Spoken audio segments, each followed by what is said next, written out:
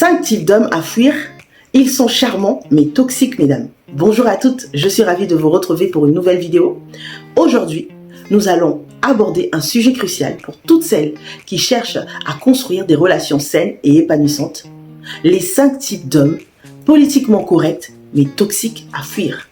Ces profils peuvent sembler séduisants au premier abord, mais leur véritable nature peut sérieusement affecter votre bien-être émotionnel et votre confiance en vous, mesdames. Avant de plonger dans le vif du sujet, je vous invite à vous abonner à ma chaîne pour ne pas manquer aucune de mes vidéos sur le développement personnel et la confiance en soi. Et si vous cherchez un soutien encore plus personnalisé, rejoignez ma plateforme privée 100% féminine Trust Yourself. C'est un espace exclusif où vous trouverez des ressources, des conseils et une communauté bienveillante pour vous aider à vous épanouir dans votre potentiel et attirer des relations de qualité. Le lien pour rejoindre Trust Yourself est dans la description ci-dessous. Ne manquez pas cette opportunité de transformer votre vie, mesdames. Clairement, le premier homme à fuir, l'homme trop gentil. Ce type d'homme est souvent celui que beaucoup de femmes pensent être le partenaire idéal au premier abord. Il est attentionné, toujours présent, complimente sans arrêt et fait tout pour te rendre heureuse. En surface, cela semble parfait, mais ce comportement cache souvent un manque de confiance en lui et une incapacité à poser des limites saines. Sa gentillesse, bien qu'appréciée au début, peut rapidement se transformer en un besoin constant de validation. Ce n'est plus une gentillesse authentique, mais une stratégie inconsciente pour recevoir des compliments, de la reconnaissance et être aimé en retour. Cet homme ne fait pas preuve de gentillesse par pure bienveillance, mais plutôt dans l'attente de quelque chose en retour. En d'autres termes, sa gentillesse n'est pas désintéressée, mesdames. Cela crée une dynamique toxique où il peut te manipuler émotionnellement pour que tu te sentes redevable ou coupable si tu ne lui rends pas la même attention. La gentillesse devient un outil de contrôle subtil. Pourquoi c'est un problème? Les relations basées sur la gentillesse déséquilibrée finissent par te vider émotionnellement. Ce type d'homme devient de plus en plus exigeant dans sa demande d'affection et d'attention. Et si tu ne réponds pas à ses attentes, il peut devenir passif-agressif ou se victimiser en disant qu'il n'est jamais assez bon pour toi. À long terme, cette dynamique crée un climat de stress et de culpabilité et peut affecter ta propre confiance en toi. Tu te retrouves à marcher sur des œufs pour ne pas le blesser ou te sentir coupable de ne pas faire assez pour lui. En plus, l'absence de réciprocité dans l'échange émotionnel provoque un déséquilibre. L'homme trop gentil semble donner beaucoup, mais il attend en réalité une reconnaissance sans limite. Cela finit par t'épuiser psychologiquement, car tu es prise au piège d'une relation où les attentes tacites deviennent écrasantes. Comment l'identifier? Tu peux identifier cet homme par son besoin constant de validation. Il te complimente de façon excessive, te couvre de cadeaux ou de petites attentions, mais il te fait aussi sentir subtilement ou ouvertement que tu lui dois quelque chose en retour. Il exprime son amour ou son attachement de manière grandiloquente, mais attend que tu répondes avec autant d'intensité. S'il n'obtient pas ce qu'il attend, tu peux commencer à voir des signes de frustration, même s'il n'en parle pas directement. Cet homme peut également montrer des signes de jalousie ou de possessivité déguisée. Par exemple, il peut se plaindre qu'il te fait tellement plaisir, mais que tu ne sembles pas aussi attentive à ses besoins ou à ses sentiments. Il peut aussi jouer la carte de la victime, en te faisant sentir coupable si tu ne lui renvoies pas autant d'attention qu'il estime mériter. Un exemple concret, une cliente que j'ai accompagnée sortait avec un homme qui incarnait parfaitement ce comportement. Au début, elle était séduite par sa gentillesse. Il était toujours là pour elle, lui envoyait des messages à longueur de journée et faisait des efforts constants pour la satisfaire. Mais rapidement, elle a commencé à se sentir étouffée. Il attendait qu'elle soit constamment disponible pour lui, et si elle ne répondait pas à ses messages immédiatement, il lui reprochait de ne pas être assez investi dans leur relation. Cet homme ne supportait pas qu'elle passe du temps avec ses amis ou qu'elle ait des activités en dehors de leur couple sans lui. Chaque fois qu'elle essayait de prendre du temps pour elle, il lui faisait des reproches sous couvert de gentillesse en disant des choses comme « Je fais tellement pour toi, mais j'ai l'impression que tu ne te soucies pas autant de moi. » Cela a fini par la rendre anxieuse, toujours préoccupée à l'idée de ne pas en faire assez pour lui. Ce genre de dynamique, bien qu'insidieuse, peut profondément miner l'estime de soi. Mais l'homme passif-agressif. Cet homme semble tout aussi charmant en apparence, mais au lieu d'externaliser ses frustrations ou ses désaccords, il les dissimule sous un masque de bienveillance. Il évite les confrontations directes, ce qui pourrait le faire passer pour quelqu'un de pacifique, mais sa façon d'exprimer ses émotions est sournoise et déstabilisante. En réalité, il exprime sa colère, son mécontentement ou son désaccord par des remarques subtiles, des gestes non verbaux ou des comportements indirects. Par exemple, s'il n'est pas content d'une décision que tu as prise, il ne te le dira pas directement. À la place, il te fera une remarque comme « fais comme tu veux, de toute façon, mon avis ne compte jamais ». Ce genre de commentaire semble anodin, mais il cache une manipulation émotionnelle, mesdames. Ce comportement est particulièrement dangereux car il te fait douter de toi, te culpabilise et peut sérieusement nuire à ta confiance en toi. Pourquoi c'est un problème? La communication est la base de toute relation saine, mesdames. L'homme passif-agressif empêche cette communication en évitant le dialogue honnête et en choisissant des comportements indirects pour te faire passer ses messages. Le résultat de ça, tu te retrouves constamment dans une situation où tu dois deviner ce qu'il pense ou ressent. Cette dynamique crée beaucoup de stress et d'incertitude dans la relation et peut progressivement éroder ta propre estime de soi. L'homme passif-agressif n'a pas appris à exprimer ses besoins de manière saine et il projette souvent ses frustrations sur toi, te faisant sentir responsable de son mal-être. Au lieu de résoudre les conflits par la discussion, il accumule du ressentiment, ce qui se manifeste par des actes qui te mettent mal à l'aise ou te dévalorisent sans que tu comprennes vraiment pourquoi. Comment l'identifier? Un signe révélateur de l'homme passif-agressif est son incapacité à exprimer directement ses besoins ou ses frustrations. Au lieu de discuter ouvertement des problèmes, il va se renfermer ou te faire des remarques cinglantes. Il peut aussi adopter une attitude de retrait émotionnel, te laissant dans l'incertitude sur ce qu'il ressent vraiment. Il se peut également qu'il t'ignore ou qu'il adopte une attitude distante tout en prétendant que tout va bien. Si tu lui demandes ce qui ne va pas, il te répondra souvent par des phrases comme « non, tout va bien », tout en affichant un comportement qui montre clairement le contraire. Il aime te laisser dans l'incertitude et attend que tu fasses le premier pas pour tenter de résoudre un conflit dont tu n'es même pas forcément responsable. Voici un exemple concret. Une autre de mes clientes a vécu avec un homme passif-agressif pendant plusieurs années. Chaque fois qu'elle prenait une décision qui ne lui plaisait pas, il ne lui disait jamais directement et il se contentait des petits commentaires qui la faisaient se sentir coupable. Par exemple, lorsqu'elle acceptait de sortir avec ses amis, il lui disait quelque chose comme « fais comme tu veux, mais je sais que tu aurais préféré passer la soirée avec moi si tu tenais vraiment à notre relation. » Cette cliente s'est retrouvée à constamment remettre en question ses choix et ses décisions, cherchant à toujours apaiser son partenaire sans jamais comprendre pourquoi. Il semblait toujours insatisfait. À long terme, elle s'est retrouvée à perdre confiance en elle et à douter de la solidité de la relation, alors même que son partenaire n'exprimait jamais clairement ses besoins. L'homme émotionnellement indisponible. Cet homme peut sembler idéal sur le plan social et en public, mais lorsqu'il s'agit d'investissement émotionnel, il reste en retrait. Il est souvent charmant et séduisant, ce qui le rend très attirant, mais vraiment très attirant. Cependant, dès qu'il s'agit de partager ses sentiments profonds ou de s'engager sérieusement dans la relation, il devient distant. Il évite les discussions importantes, refuse de planifier l'avenir et te laisse souvent te demander où tu te situes réellement dans sa vie. Cette distance émotionnelle peut prendre plusieurs formes. Il peut éviter les discussions sérieuses, repousser les moments intimes ou sembler toujours occupé et fatigué lorsqu'il s'agit de te consacrer du temps. Il peut aussi avoir des comportements qui indiquent un manque d'engagement, comme être évasif lorsqu'on parle de l'avenir ou te faire des promesses qui ne tiennent jamais. Pourquoi c'est un problème? L'absence d'investissement émotionnel dans une relation crée une dynamique d'attente où tu te retrouves constamment dans l'incertitude. Tu te demandes si ces sentiments pour toi sont réels ou si tu es simplement une option parmi d'autres. Cela peut provoquer de la frustration et un sentiment de dévalorisation, surtout si tu investis toi-même beaucoup d'émotions et des efforts dans la relation. Le manque d'engagement émotionnel peut également entraîner un déséquilibre où tu te retrouves à poursuivre constamment son affection ou sa validation.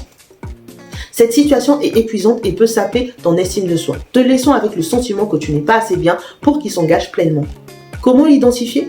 L'homme émotionnellement indisponible est souvent celui qui a du mal à parler de ses sentiments ou à discuter de l'avenir de la relation. Il peut éviter les conversations importantes ou les esquiver en disant qu'il est trop occupé ou qu'il ne veut pas en parler maintenant. Il pourrait aussi te faire sentir que tu es trop demandeuse ou trop exigeante.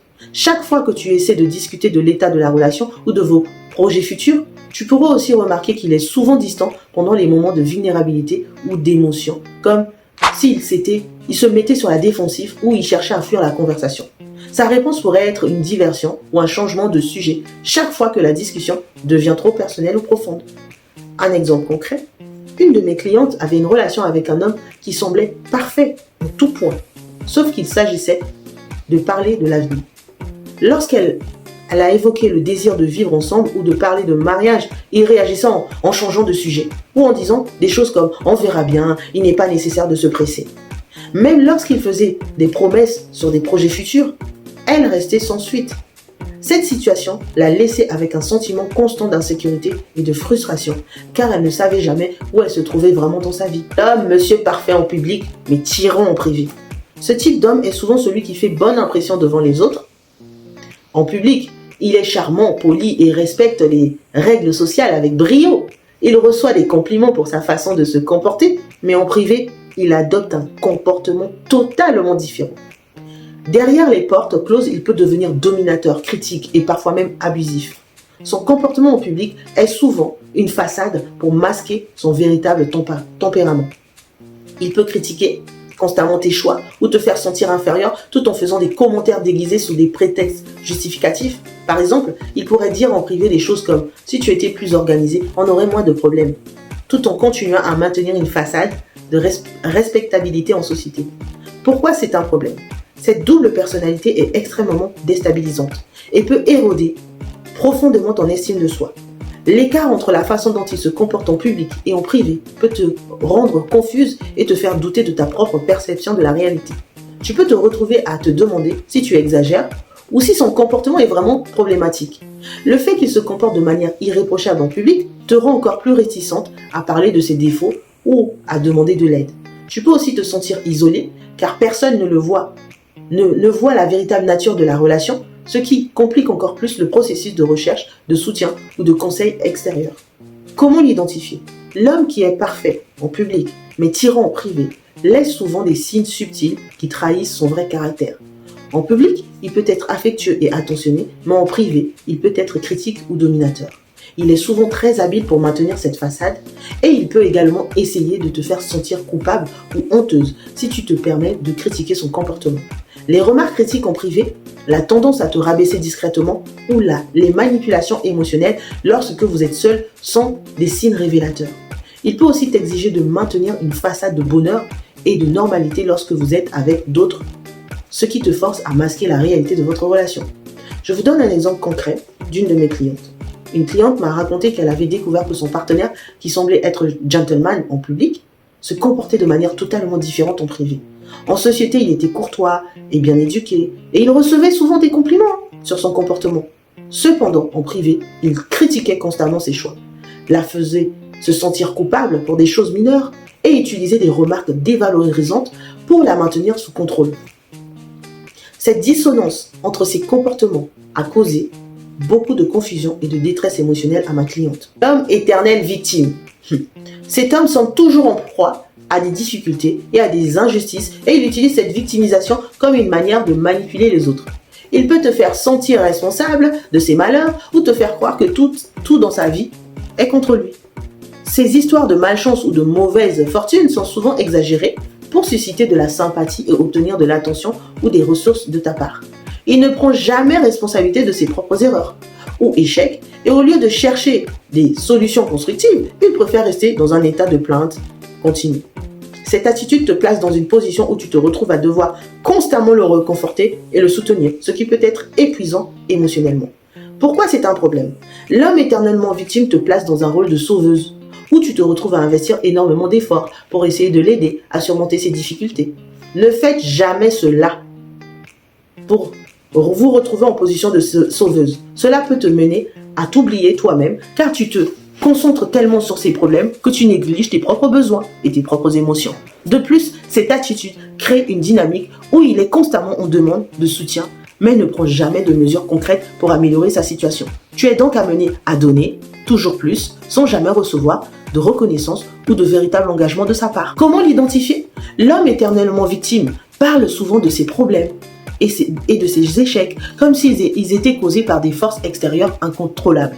Il peut régulièrement te raconter des histoires sur des personnes ou des situations qui lui ont fait du tort et il ne prend jamais la responsabilité de ses propres actions. Ses plaintes sont souvent suivies de demandes implicites ou explicites pour ton soutien ou ton aide.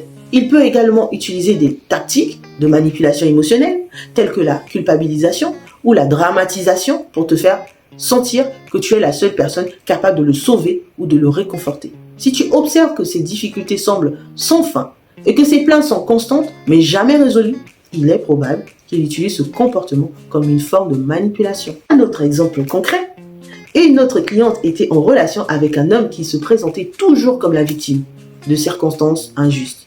Chaque fois qu'il rencontrait un problème, il l'attribuait à des forces extérieures ou à la malchance. Par exemple, lorsqu'il perdait un emploi ou avait des conflits avec des amis, il blâmait toujours les autres ou les circonstances, jamais ses propres choix. Sa compagne se retrouvait à le soutenir sans fin, ce qui lui laissait un sentiment d'épuisement et de frustration. Elle finissait par se sentir responsable de ses problèmes, alors qu'en réalité, il refusait de prendre des mesures pour améliorer sa situation. En conclusion, mesdames, nous avons exploré aujourd'hui les 5 types d'hommes politiquement corrects, mais toxiques, que tu devrais éviter. Chaque type a des caractéristiques particulières qui peuvent nuire gravement à ton bien-être émotionnel et à ta confiance en toi. L'homme trop gentil, le passif-agressif, l'émotionnellement indisponible, le monsieur parfait en public mais tirant en privé et l'éternelle victime ont tous des comportements qui peuvent déstabiliser et épuiser émotionnellement. Si tu te reconnais dans l'une de ces situations ou si tu identifies ces comportements dans ta vie, il est important d'agir.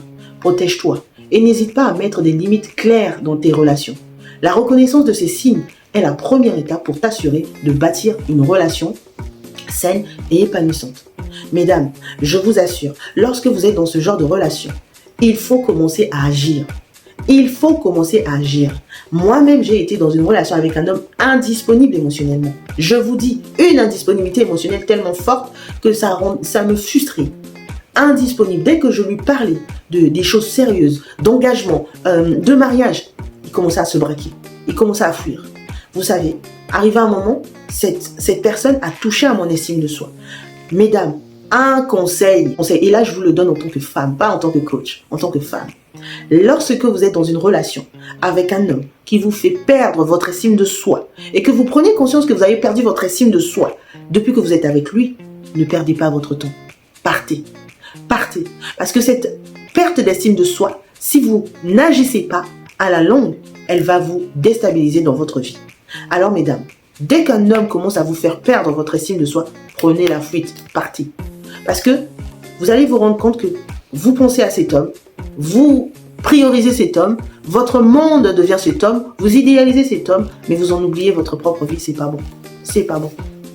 Messieurs, je sais qu'il y a des messieurs qui regardent mes vidéos, ça les frustre de voir que je vous donne cette connaissance. Messieurs, je ne fais pas ces vidéos dans le but de rendre des femmes célibataires, non. Je fais ces vidéos dans le but que ces femmes prennent le temps de bien choisir, de bien regarder qui elles ont en face d'elles. Car, n'oubliez pas, je vous ai parlé de monsieur parfait en public, mais tirant en privé. Beaucoup d'hommes sont comme ça, mesdames. Beaucoup d'hommes parfaits en public, vous le voyez, c'est l'homme le plus parfait du monde, il est magnifique. Lui vraiment, c'est l'homme le plus beau du monde. Même vos copines vont vous jalouser pour sa beauté. Mais à l'intérieur, c'est un tyran. Prenez votre temps. 3 mois, 6 mois, prenez votre temps. 1 an, prenez votre temps. Pourquoi? Parce que la personne que tu vas épouser va déterminer ton futur. Certains hommes, ils rentrent dans votre vie, ils foutent rien. Que des promesses. Ils sont incapables d'agir. Pourquoi? Parce qu'eux-mêmes, ils ont des blessures. Eux-mêmes, ils ont des choses à régler avec eux-mêmes. Donc, mesdames, quand c'est comme ça, pardon, prenez vos pieds, partez. Des hommes, il y en a plein. Des femmes aussi, il y en a plein. C'est à vous de faire en sorte de toujours voir tous les côtés d'un homme. Je sais, c'est facile à dire et pas à faire. La seule chose qui peut révéler si cette personne est bonne à vous, c'est le comportement, les actions qu'il pose. Les actions et le comportement. En fait, il faut qu'il y ait cohérence entre ce qui sort de sa bouche et ses actions. Souvent, il n'y a pas de cohérence. Le mec, il te dit qu'il t'aime. Cet homme, il te dit qu'il t'aime. Mais quand tu regardes ses actions, ça n'a rien à voir. Alors, si tu veux aller plus loin avec moi, si tu veux vraiment te lancer dans ce cheminement de travailler sur toi et attirer les bonnes personnes, il faut faire un travail de développement personnel. Je t'invite à réserver une séance de coaching découverte ou alors de rejoindre ma plateforme privée Trust Yourself. Là-bas, j'éduque les femmes à devenir des femmes de qualité, à travailler sur leurs blessures émotionnelles, à faire en sorte de ne plus être d'être le prix, d'être la reine, et plutôt d'être trop acquise et aussi trop demandeuse en fait. Non, mesdames, vous êtes des reines. Réappropriez-vous ce prix de reine. Réappropriez-vous ce statut de reine. Et on a de plus en plus de femmes désespérées qui ne veulent pas se réapproprier ce statut parce qu'elles ont peur d'être seules, elles ont peur de se retrouver célibataires. Mais non, en fait, le célibat, c'est un bon moyen pour guérir vos blessures, pour travailler sur vous, pour augmenter en estime de soi et vous choisir. Et surtout, accomplir des projets que vous aurez toujours voulu accomplir. Mais parce que vous étiez en couple, cet homme vous dit non, mais tu sais, tu devrais pas faire ça, non, mais on devrait, non, mais oh. Sur ce, je vous retrouve sur ma prochaine vidéo. Belle journée.